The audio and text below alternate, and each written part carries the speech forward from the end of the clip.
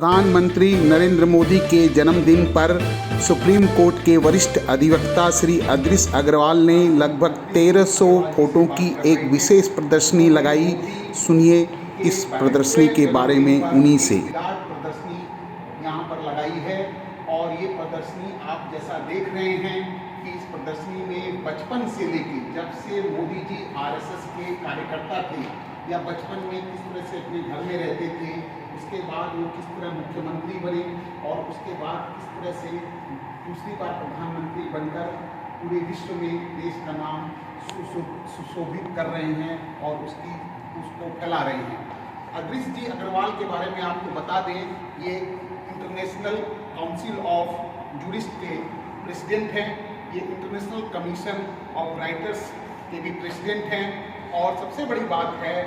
ये चेयरमैन रहे हैं ऑल इंडिया बार एसोसिएशन के। आप बहुत बड़े एक नाम है सर, इस प्रदर्शनी के बारे में हमको बताइए। हमने 1300 फोटो जो कि अलग अलग मोदी जी का जो रोल रहा है या बचपन में आरएसएस के प्रचारक के रूप में और जो चीफ मिनिस्टर के तौर पर जो उन्होंने काम किए और जो नई स्कीम चालू की और उसके बाद किस तरीके से उन्होंने जो है प्रधानमंत्री के लिए कैसे उनका कैंडिडेचर हुआ, तो किस तरीके से उन्होंने पॉलिटिकल इलेक्शंस की जो है मीटिंग्स करी, उन्होंने फिजिकल भी करी और डीपली भी तरीके से की। वर्ल्ड में जब प्रधानमंत्री बन गए तो उनके जो वोट थे उसके अंदर जो है बाद में जो उनके डिफरेंट काम रहे, जो समाज सेवा के ये सब और विदेशों में जो यात्राएं करी, जो वर्ल्ड में इतनी यात्राएं जो है किसी भी प्रमुख देश के शासन करने वाले ने नहीं करी। हमारा एक प्रश्न है, आपने ये एक बड़ी पुस्तिका 2015 में और उसका एक सेकेंड एडिशन 2017 में एक ब्रिटिश लेखिका के साथ किया और उसके बाद 2021 में फिर आप इसका एक नया संस्करण निकाल के लाए, वो एक अमेरिकन ऑथर के साथ। ऐसा सर आप क्यों करते हैं, आपको क्या लालच है? हमारा लालच ये है कि जब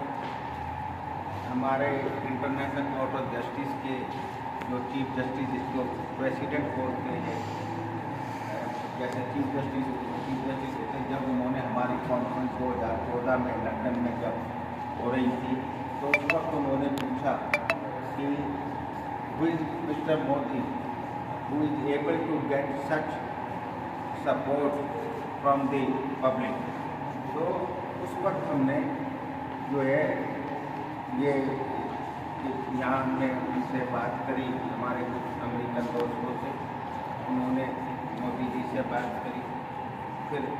जब उनकी इजाज़त हमें मिल गई तो मैंने फिर ब्रिटिश ऑथर के साथ वो किताब। सर ये लालच ये है कि विदेश, क्योंकि इन किताबों में जो है विदेश में ये पता चले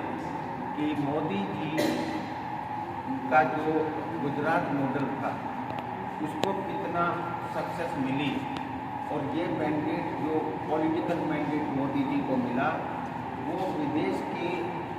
जो बिजनेस हाउसेज हैं और जो भारतीय गवर्नमेंट हैं उनको एक कॉन्फिडेंस डेवलप हो कि अगर वो यहाँ पर इन्वेस्टमेंट करेंगे, इंडिया से रिलेशन अच्छे रखेंगे और वो जब भी कोई किसी के साथ बिजनेस करता है और रिलेशन अच्छा रखता है जब उसको ये पता होता है कि ये आदमी में ताकत है, इस आदमी में विजन है, इसके साथ जनता है, इसके यहाँ मार्केटिंग है जहाँ पर उनका माल बिकेगा, तभी वो फॉरेन की जो इन्वेस्टमेंट है वो यहाँ पर इन्वेस्टमेंट करेंगे। सर एक इस पर्पज से, क्योंकि अगर जब तक कुछ आपके सब विरोधी हैं वो ये कहते हैं कि आप मोदी जी के बहुत बड़े भक्त हैं और आपको इससे कोई अनुदान भी प्राप्त होता है। मोदी जी से मैंने आज तक ना मांगा है, ना दिया है, ना कोई पॉलिटिकल, ना कोई फाइनेंशियल, क्योंकि मैं अमीर घर से नहीं हूँ। परंतु मोदी जी की ऐसा, जब तक हम जो पढ़े लिखे आदमी और जिनका देश और विदेश में एक हमने स्टैंडिंग बनी है, क्योंकि मैं इंटरनेशनल काउंसिल ऑफ टूरिस्ट का प्रधान होने के नाते सारे वर्ल्ड के जजेस और वकीलों से, राइटर से हमारा बहुत अच्छा एक रिलेशन रहा है। सर, आपका कोई मतलब इसमें कोई सरकार आपको कोई फायदा नहीं देती, आप तो अपने बूते पर ये सब हासिल किए हैं, तो आपको क्या मन करता है कि मैं भारत का कोई न्यायाधीश बनूं या मैं कुछ इंटरनेशनल जुडिस एसोसिएशन में जाऊं ये सब काम करने से? मेरे को तो, मैं तो रिटायर हो चुका, मैं तो 67 ईयर का हो गया। मैं पूरे तो जो जब जस्टिस रमन्ना रिटायर हुए हैं वो भी छोटे मेरी उम्र का। और एक और बता दूँ, 1985 में जस्टिस भगवती ने मुझे हाईकोर्ट जजशिप के लिए कहा था, परंतु तब मैंने कहा सर मैं तो, मेरी उम्र तो बहुत ही कम है। सर, एक अंतिम प्रश्न,